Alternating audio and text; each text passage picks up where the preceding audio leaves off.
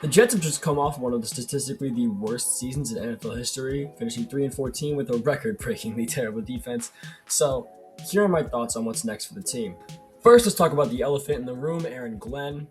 Brought in as a defensive-minded guy who's going to help us take our already good on-paper defense to the next level, he ended up being a complete flop on both sides of the ball. And yet, I don't think he's going to be fired. I think if he was, it would have happened a couple days ago, and we would have put our horse in the race for John Harbaugh. Harbaugh's already been on the market for 5 days as I'm writing the script, and the Jets haven't made any moves that suggest interest in him.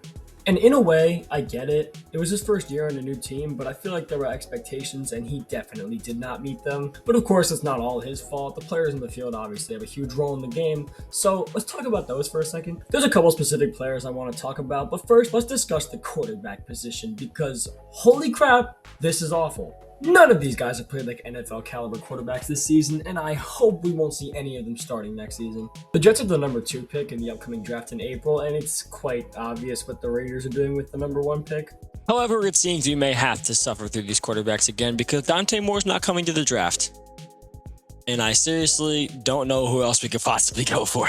Anyway, to get my mind off of this, let's talk about Breece Hall. Breece Hall was one of the only bright spots on this team this entire season. He finally passed 1,000 yards for the first time.